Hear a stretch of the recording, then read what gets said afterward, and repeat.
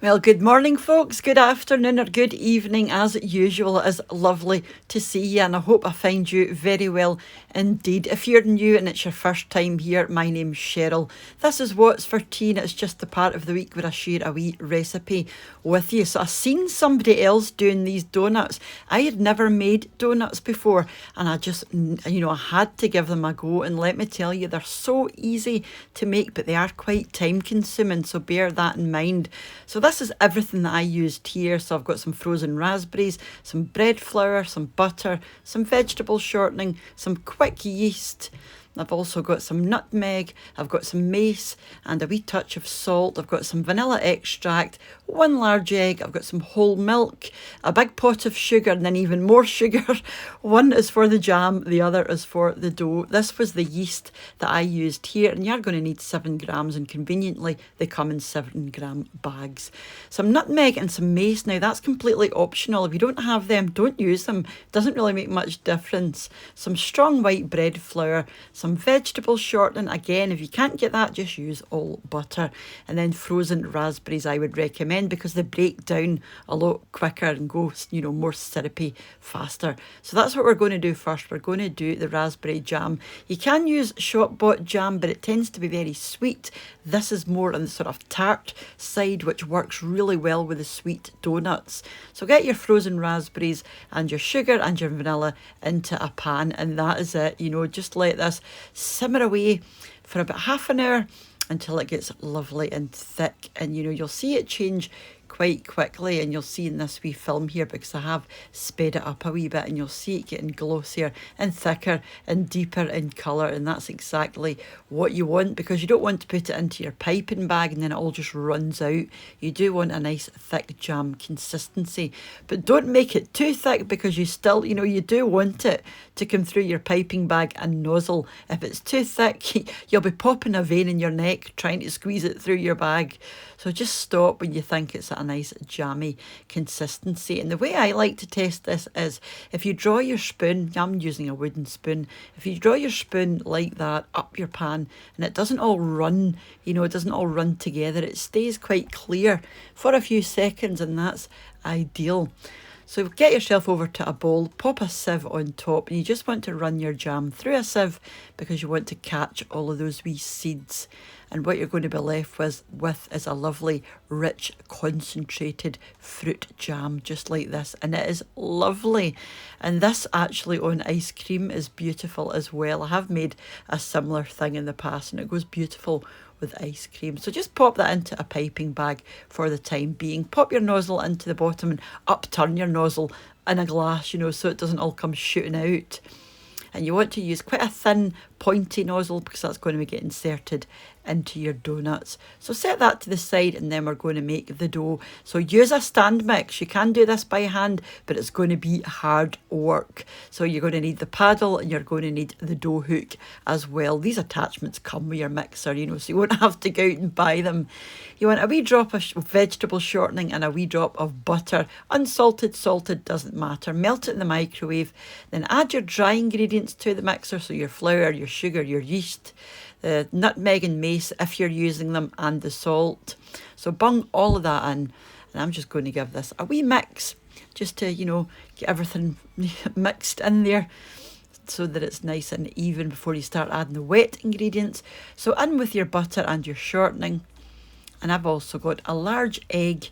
To that I'm going to add a teaspoon of vanilla. Give it a quick whisk, bung that in as well. Just keep your mixer going at the same time. You don't have to start this, just keep it going. Give that a few seconds just to combine, and then you can pop in your milk. I'm just using whole milk, but use whatever milk you like. I think whole milk it does have a richer flavour.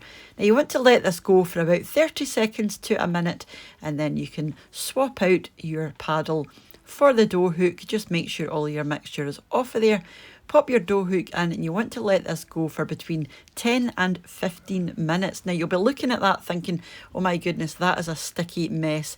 This is never going to go into a dough, but it does, and you'll see it happening. You'll know your dough is ready when it's completely off the sides and off the base, and all your dough is basically in a clump around about your dough hook. So don't worry at this stage if you think it's looking really wet, because it will come into a dough. Just let the machine do the work for you. But like I said, you can do this by hand, but oh my goodness, it's going to be hard work. So lift out your dough hook, and as you can see there, it's lovely and stretchy and elasticy. You know, all the kneading and pounding has been done for you.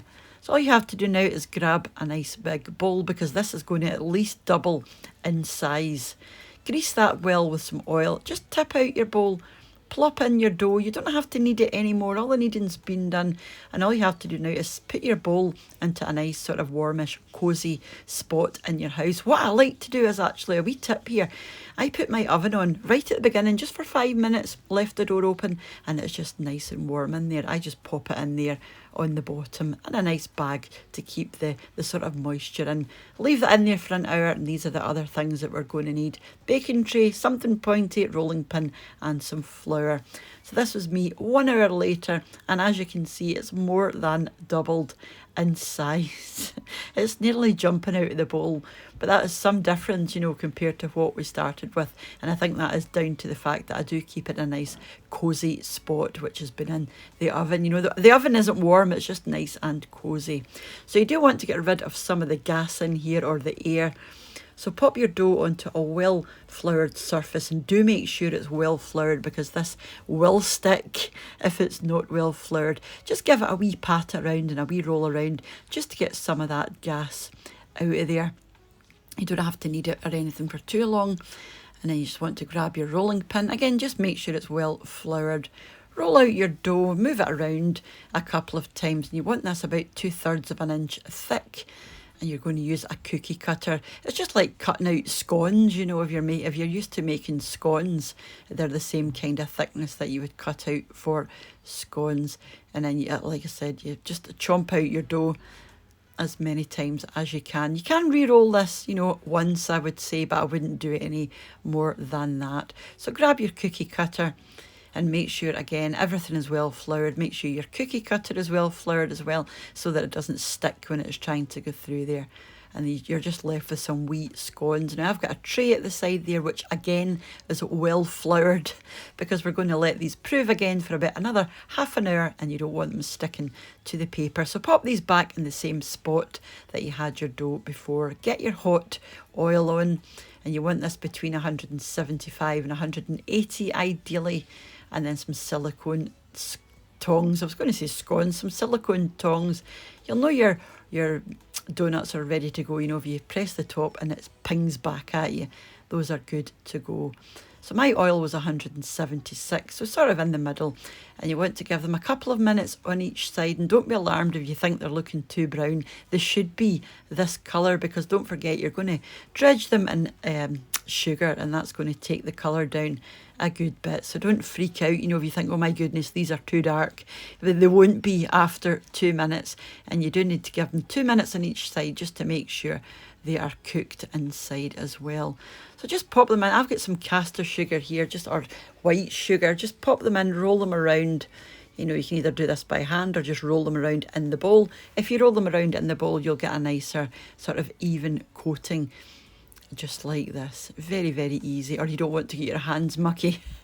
And this was what mine looked like after they were all coated. You could even do an icing glaze on these if you preferred. So grab one of your donuts, get something pointy. Now, I don't have any wooden skewers, but this is a knife sharpener, and it worked perfectly. You just want to wiggle it around in the middle to let your nozzle come in and be able to, you know, take the jam. Give it a wee squeeze. Now, don't overfill these, because there is going to be more jam in there than you think. You know, because I overfilled one yesterday, and Mr. What's for Tea bit into it, all came scooshing all over the place. So don't overfill them, you know. I know it's hard to tell how much jam is actually in there, but you will feel it getting a wee bit heavier in your hand. And if you want to store these, you know, if you're not going to eat these right away, you can store these in an airtight container. But actually, these were all gone by today. I'm now, in the next day, and these were all gone.